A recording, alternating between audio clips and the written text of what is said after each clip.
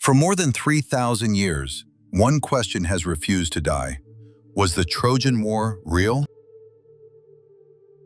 Did a coalition of Greek kings truly sail across the Aegean to besiege a wealthy city behind massive walls? Did Achilles and Hector, Helen and Odysseus belong in history or only in legend?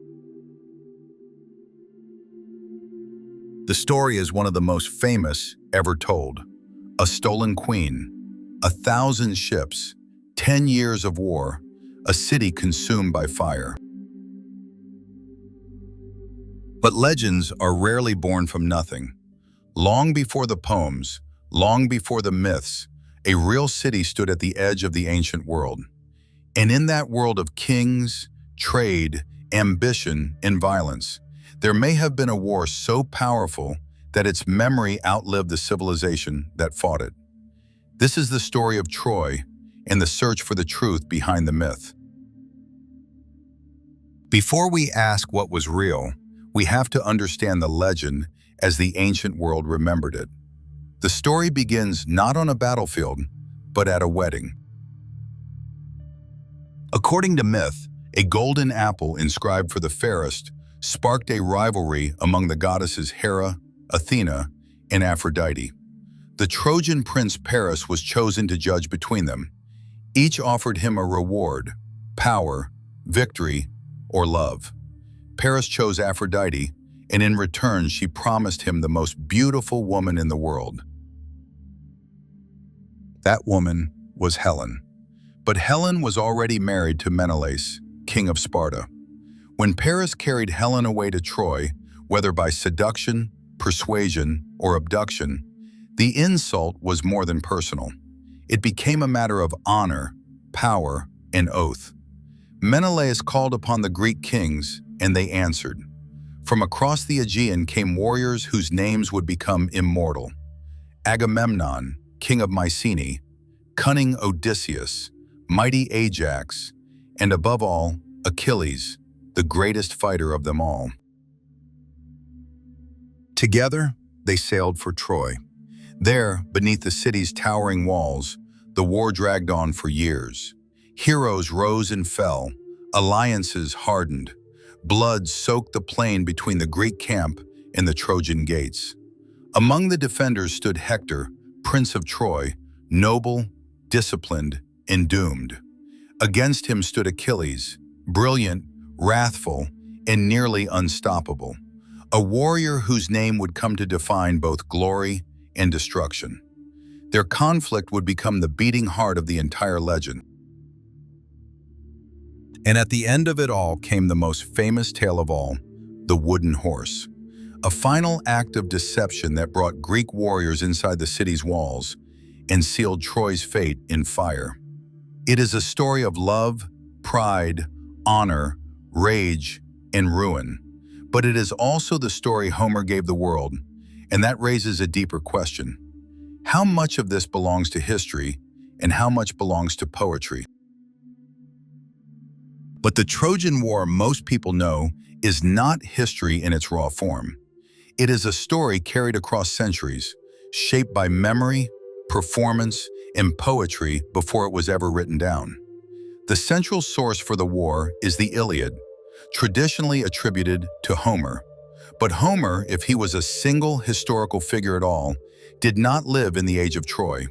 He lived centuries after the world he described, in a Greece very different from the one his heroes would have known.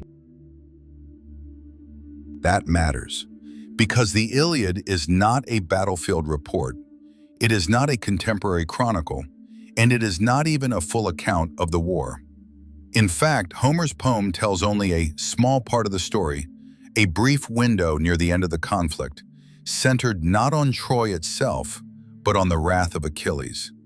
The famous wooden horse, the final sack of the city, even many of the details modern audiences think of first, these do not come from the Iliad itself. They belong to later tradition, to other poems, lost epics, and later authors who expanded the story over time. So from the beginning, the Trojan War comes to us already filtered through generations of retelling. And that is the real challenge. Oral traditions can preserve astonishingly old memories, names, places, fragments of real events, but they also compress time, magnify heroes, invent speeches, reshape motives, and turn history into something larger than history. In other words, the world of Troy may contain a memory of something real, but it comes to us dressed in the language of myth, which means that to search for the historical Trojan War, we have to do more than read Homer. We have to look beneath him. For centuries, many scholars believed Troy was nothing more than a myth, a poetic invention with no place in the real world. Then, in the 19th century, that began to change. Driven by an almost obsessive faith in Homer, the German businessman and amateur archaeologist Heinrich Schliemann went searching for the lost city. In the 1870s, at a site called Hisarlik, in what is now northwestern Turkey, he began excavations that would transform the debate forever. What he found was not one city, but many. Buried beneath the hill were the remains of multiple settlements, layer upon layer, built, destroyed, and rebuilt across centuries. Troy was real, but it was also more complicated than anyone had imagined. Schliemann himself was a deeply flawed figure. Ambitious, theatrical, and often reckless in his methods, he damaged parts of the site in his rush to uncover what he believed was Homer's Troy. He wanted the legend so badly that at times he nearly bulldozed history in search of it. And yet, for all his faults, he had forced the world to confront a fact that could no longer be ignored. A major ancient city had stood here. Not a fantasy kingdom, not a poet's dream, but a real stronghold overlooking one of the most strategic waterways in the ancient world, near the Dardanelles, where trade, power, and geography converged. That alone made Troy worth fighting over. But which of these buried cities, if any, was the Troy of legend? That question remains far more difficult. Archaeologists now point most often to two candidates, known as Troy VI and Troy VIIa, late Bronze Age cities that show signs of wealth, fortification, destruction, and survival under pressure. In other words, by the time archaeology entered the story, the question was no longer whether Troy existed.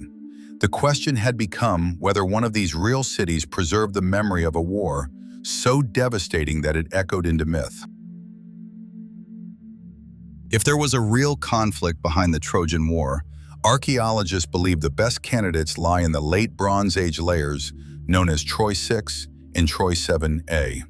Both belong to the right broad era, and both preserve signs of a city important enough to matter. Troy VI appears prosperous, powerful, and heavily fortified. Its great sloping limestone walls, towers, and commanding position suggest a city built not only to endure, but to impress. For many researchers, this is the Troy that best matches Homer's image of a wealthy and formidable stronghold. But there is a complication. The end of Troy VI is often linked not to war, but to earthquake damage, probably around the late 13th century BCE. If that is correct, then Troy VI may have been the impressive city remembered by later tradition, but not necessarily the city destroyed in battle. That is why many scholars look closely at Troy VIIa, the phase that followed. Built directly on the remains of Troy VI, it shows signs of a community living under strain. Houses were packed more tightly, storage jars were set into floors. The city seems less grand, but more anxious, as if preparing for shortage, danger, or siege. And Troy VIIa ends in destruction, around the period often associated with the wider upheavals of the late Bronze Age. That makes it especially tempting as a historical candidate, not because it proves Homer true, it does not, but because it suggests that a real city at Hisarlik may indeed have suffered a violent end serious enough to echo through memory. So which was the Troy of legend? The richest answer may be both, in different ways. Perhaps Troy VI preserved the image of the great and wealthy city, the kind of place worth singing about. And perhaps Troy VIIa preserved the memory of crisis, fear, and destruction. Over centuries of oral tradition, those memories may have fused into a single, immortal Troy, larger, grander, and more tragic than either city had been alone. This is an inference, not a certainty, but it fits the layered nature of both archaeology and myth. And that may be the closest we can come to the historical Trojan War. Not a perfect match to Homer, not a single clean event, but the memory of a real place, a real age of conflict, and a destruction powerful enough to survive the collapse of the world that produced it. If there was a real war behind the legend of Troy, it was probably not fought for love alone. That may be the poetry of the story, but in the Bronze Age, wars were usually fought for power, trade, prestige, and control. And Troy stood in exactly the kind of place that could make all of those things collide. Perched near the Dardanelles, between the Aegean and the Black Sea, Troy occupied one of the great strategic crossroads of the ancient world. Anyone who controlled that corridor could watch the movement of ships, goods, and influence between regions that mattered enormously to the economies of the age. This was not an isolated city at the edge of nowhere. It was part of a densely connected Bronze Age world, a world of Mycenaean kingdoms in Greece, powerful states in Anatolia, great empires like the Hittites and Egyptians, and long trade networks that moved metals, textiles, grain, luxury goods, and ideas across land and sea. In such a world, a fortified city in the right place could become wealthy, important, and dangerous. That helps explain why later memory may have transformed Troy into something almost mythic. A city like that would not have been worth raiding for romance. It would have been worth fighting over because it sat where commerce, diplomacy, and military ambition all met. And then there is another tantalizing clue. In Hittite records, scholars have long debated references to a place called Wilusa, a name that may be related to Ilios, another ancient name for Troy. Other texts refer to a Western power called Ahhiyawa, which many connect to the Achaean Greeks of later tradition. None of this proves Homer's story, but it does suggest that the world behind the poems was not invented from nothing. It hints at a real landscape of competing kingdoms, shifting alliances, and tensions between Anatolia and the Greek world. Tensions serious enough to leave traces in official records. And that may be the most important shift of all. The Trojan War begins in myth as a quarrel over Helen, but history suggests something larger, a struggle born from geography, wealth, rivalry, and the brutal logic of power.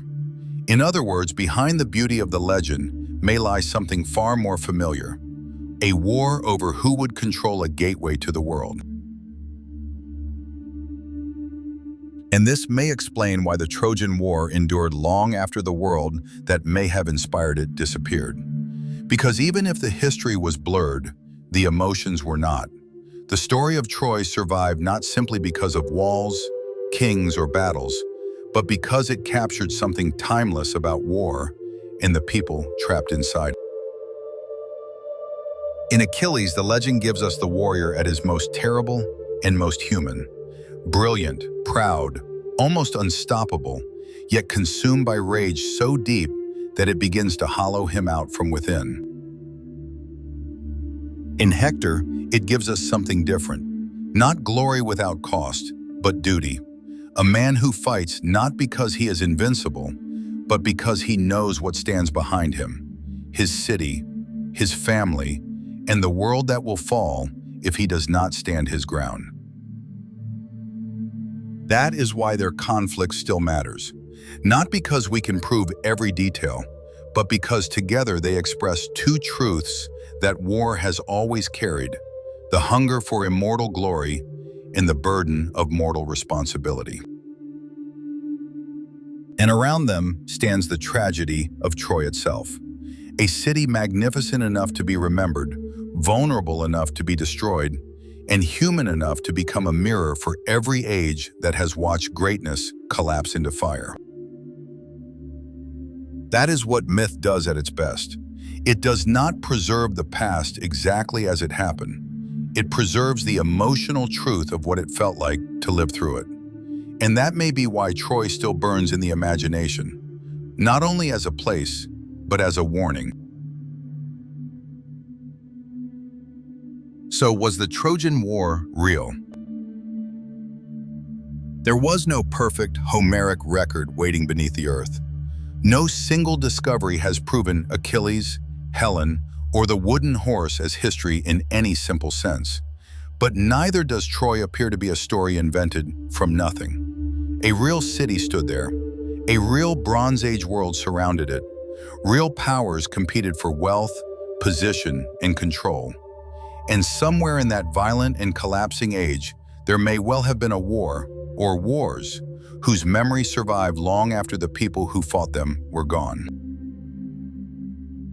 That is why Troy still matters, because it stands at the meeting point of history and myth, where ruined walls, forgotten kingdoms, and human memory combine to create something larger than fact alone. The Trojan War may not have happened exactly as it was sung, but something happened there. And for more than 3,000 years, we have been listening to the echo.